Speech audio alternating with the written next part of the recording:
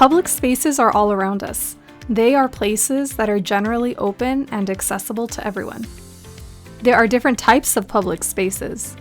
One way to understand them is to divide them into two categories: indoor and outdoor public spaces. However, there are public spaces that can have a combination of both. Subway stations are a type of indoor public space.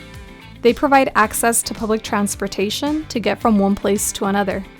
Some offer entertainment for people passing through, such as live music and entertainers demonstrating a skill. Sometimes they have beautiful architecture to look at and public art on the walls. Airports are also indoor public spaces.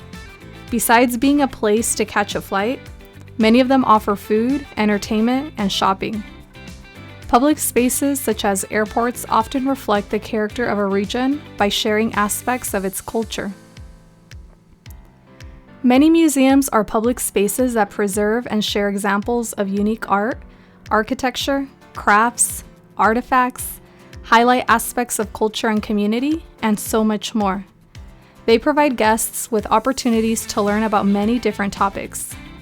Many museums have both indoor and outdoor spaces. Aquariums are a great way to learn about organisms that live in our oceans, seas, rivers, and ponds. People get to see unique, aquatic creatures they may not get a chance to see otherwise. Aquariums are great public spaces to learn more about aquatic life and how to care for and protect bodies of water where they live. Community recreation centers, sometimes known as rec centers, are popular public spaces in many communities. Local community members use rec centers to play sports, take classes, participate in programs focused on crafts, education, and other interests. Community recreation centers can include both indoor and outdoor facilities. There are many different types of libraries in the world, and many are open to the public. Many towns and cities in the US have at least one public library, owned by the community, to welcome all visitors. Libraries provide opportunities for people to borrow books and educational materials to take home. Many public libraries offer free classes to teach children and adults new skills.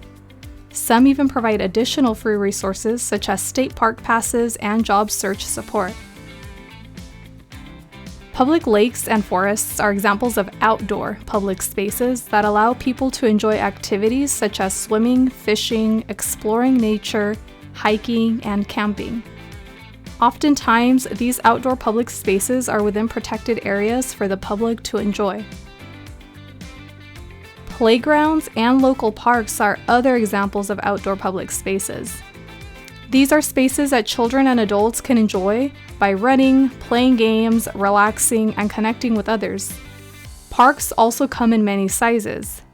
They provide opportunities for people to celebrate birthday parties, have picnics, play sports, and enjoy time with pets. Beaches are outdoor spaces that are generally open to the public. They provide an opportunity for the public to swim, play sports and activities on the sand and water, and gather with family and friends. Beaches are great outdoor public spaces to learn more about marine plants and life too. Sometimes people take boats out into the ocean to explore even further and enjoy the sun and breeze. What else can people do at the beach? Zoos provide visitors with experiences to learn more about animal species, and many times zoos also help conserve and protect endangered species. Zoos are typically outdoor public spaces helping provide opportunities for people to see and interact with animals that they otherwise would not have the opportunity to. Many of us may not think much about it, but city streets are outdoor public spaces too. Besides driving on them, they can be closed down to vehicles so they can be used for public events, such as a parade, carnival, festival, or athletic event. Have you ever attended any of these? Sometimes neighborhoods even close down a section of their street to host block parties. This is not a full list of public spaces, but rather some examples that you may have heard about or experienced yourself.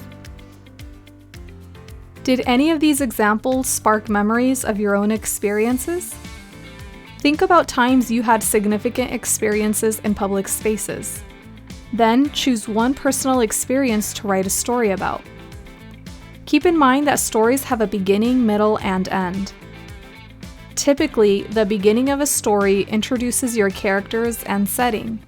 For this specific story, think about how you got to the public space or how your experience in this public space began. As you move along in your writing, you can ask yourself a few questions. What did I do in that public space and with who? Was there something I did that I enjoyed? Was there something I didn't enjoy or wish I would have done? And finally, your ending will wrap up your story. This is where you can ask yourself, what was my favorite part of my experience at this public space? Would I go there again? Why or why not? As you're writing, think about the characters in your story. Characters are the individuals in your story. They can be human or not. Use descriptive language, such as adjectives, to help the person reading or hearing your story visualize what is happening. Adjectives are words that describe nouns. These words can help describe feelings, time, and how objects or people look. Adjectives give details that help readers stay engaged with a story. Public spaces have a variety of purposes and exist all around us. Public spaces serve as spaces for the use and enjoyment of all people, giving us opportunities to learn, play, and connect with ourselves, others, and the spaces around us. What other public spaces do you know of?